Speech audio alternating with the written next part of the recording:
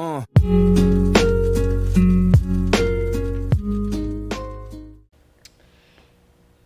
and welcome back to another episode of The Shop. Today, I'm going to start doing a little breakdown of the wife's expedition. We've got rod knock in it. If you've ever heard rod knock, you kind of cringe. So, I'm going to show y'all what rod knock sounds like, due to the fact of it sucks. And it means basically you need to rebuild your engine or get a new one. So what I'm going to do is I've got right at 190,000 miles on this car. So I'm going to crank it up and let you listen to it and go from there. So let's get in here and see what this does. Oh.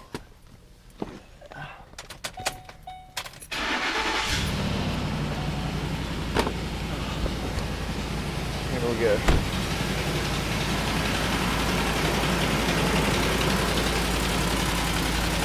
Alright. If you can hear that tapping, definitely sounds like rod knock. So, I'm going to check a few things and see how this is going, and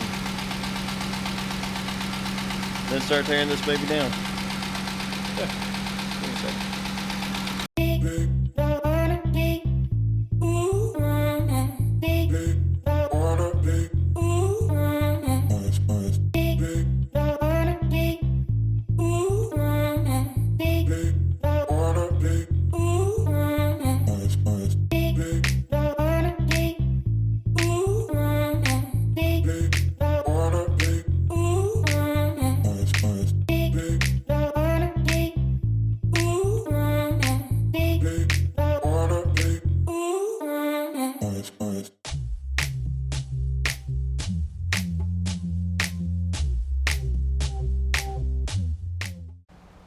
Alright guys, well that's going to be the end of day one. I know there wasn't a whole lot of information. It was more of a time lapse because it's just real tedious. There's nothing really to explain other than like certain clips here, certain clips there, which clips they are, how to take them off. But mainly, I mean, started down the list: unhook battery, drain oil, drain water, and go from there and just start unhooking stuff. Put penetrating fluid on just about every bolt I could because the whole motor's going to end up coming apart in the end. So that's a wrap for today. So you'll see me in the morning and just a little flip. So we'll be back to it. So. Alright, back for another day. Alright, today I'm going to take off this front grille, if you can see down here. Front grille, I'm going to take it all off, making sure I don't damage it. I'll probably end up maybe taking off the headlights, but probably not. So up here, as you see, we have the intake, which I'm going to take off, and most of the electronics I'm going to try and pull. The heater lines over there I'm going to take off as close as I can to the firewall. And I'm going to just work my way through taking this little setup that goes up under here, the alternator, the fan shroud, probably the radiator itself. I got to move this fuse box. I've already taken the coolant reservoir and the intake box out, and I'm just going to work my way that way and take the exhaust off at the headers and hopefully be able to pull it with the header still on it. So we're going to take some more time lapse and get it done.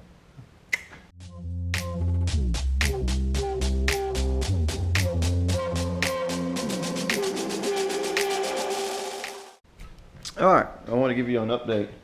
Here is my power steering cooler right here. As you see, my line's routed.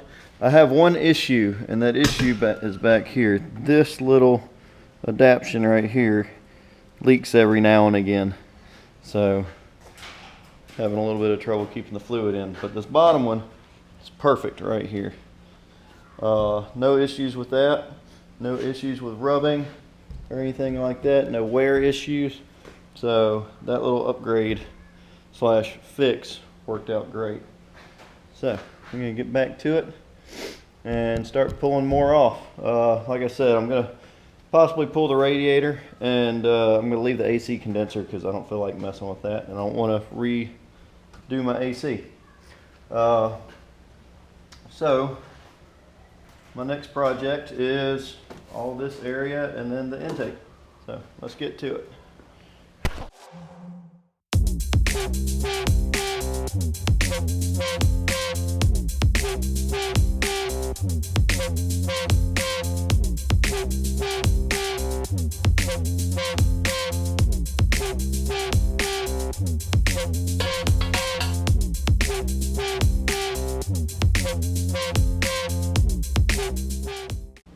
Alright, well, I kind of broke that off trying to get this off if y'all saw in the video, so I'm just going to re-crimp an end on here for the eye because that was kind of stubborn and it was stuck on there. So lube your ends, your bolts, so you can get it all on there like you need to and pop them off. Alright, so still working my way, getting a bunch of the wiring out of the way, and just seeing what else I can do. So let's get back to it.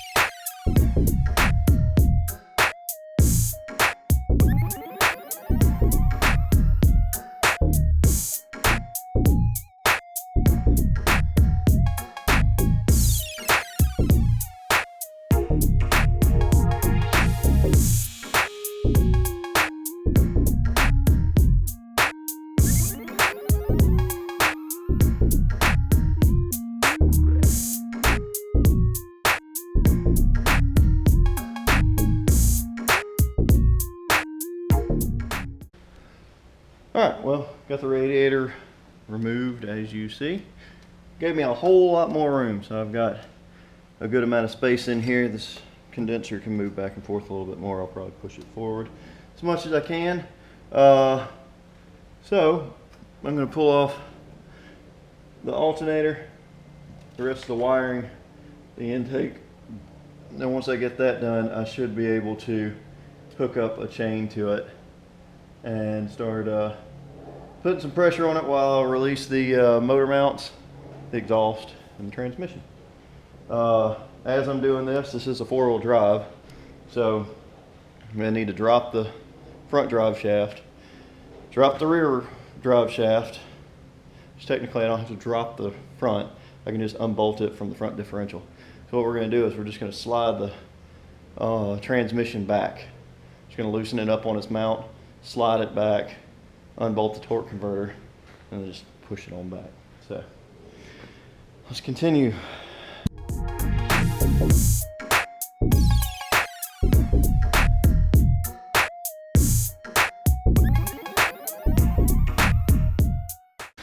All right, so we remove the intake, as you see. Come over here, I'll show you what that looks like. Here is the intake. All right, so you have plugs on this bank, plug here, plug over here, hose right here to the brake booster. And then on the back, you have a the wiring harness clips into right here, so you have to take that off. You have a wire right here, plug, and then you have one that goes through here that ties back into the wiring harness. It's either it's one of the sensors on the passenger side bank, either the knock sensor or the other sensor. But after you do that, then this thing wiggles off. You do have a hose right here. Mine just popped off, yours might too. So it's right here. So we just continuing on. I'll show you our other progress. All right, well, I decided to take the front bumper off and the headlights, make some more room to get in here. Did that, removed the battery box and all that for even more room. I'm starting down here on the bottom. I've lifted the truck up a little bit so I can get up under there. So I'm going to start knocking out different bolts on the power steering, on the AC compressor, get these other plugs. There should be 2 other plugs that I have still plugged in, that once I knock them out, the whole wiring harness should come off. And once that happens, it'll be a little bit easier. I'm going to take off the ignition coils as well. Give me a little bit more room. Just every little bit counts. So with that being gone, I can lift the engine up a whole lot more now to be able to come up and then out, versus trying to pull it out, pull it forward while it's still down. There's 2 transmission bolts in the very back, if you can see right there, that they're easier to get to now with the intake off than they would have been if I left the intake on. Also right here in the front and in the back, that's where I'm going to be hooking up my my bolts for my lift chain. So we're going to get that done. Alright, update. Well, the AC's off.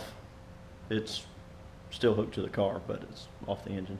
The starter's partially off. The 2 back bolts in the rear are off. Hooked up a chain already to the block.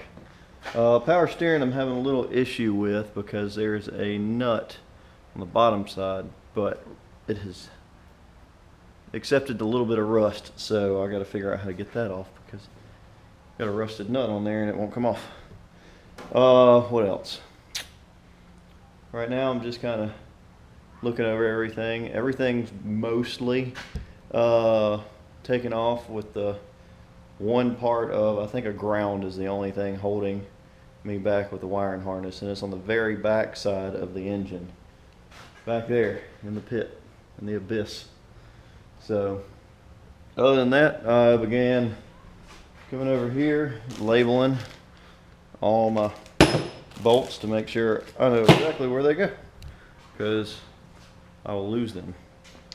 The front drive shaft is dropped from the front diff, and then I'm going to loosen the transmission mount. It has about 1 inch of play in it, so we're going to drop the rear drive shaft and then pull off the bolts for that. That should be almost enough to start backing the bolts out for that. I still got to do the motor mounts. There's 2 bolts on the passenger side and 1 through bolt on the driver's side. The through bolt, you're going to have to use a breaker bar. If you use an impact, it's just going to spin. So make sure you use a lot of penetrating oil. So I'm going to keep working until later. Alright, got everything hooked up. Got my engine hoist on it. Got my adjustable engine lift mount chain mechanism. So I got 1 more bolt still in there. I'm going to see if I can lift it up just a little bit, take some pressure off of it and pull it out. So we're going to try and see how this goes, and hopefully it goes well, because I'm tired of doing this. So let me start pulling this thing out.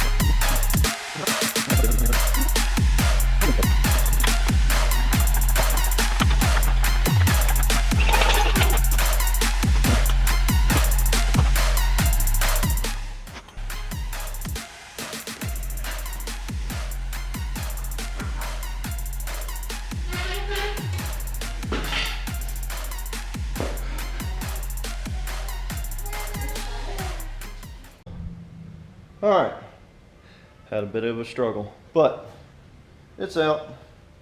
When I was talking to y'all about the wiring harness and what's holding it back, there's this little 10mm bolt right here on the very back of the block, which holds, looks like 2 grounds, and that's hard to get to.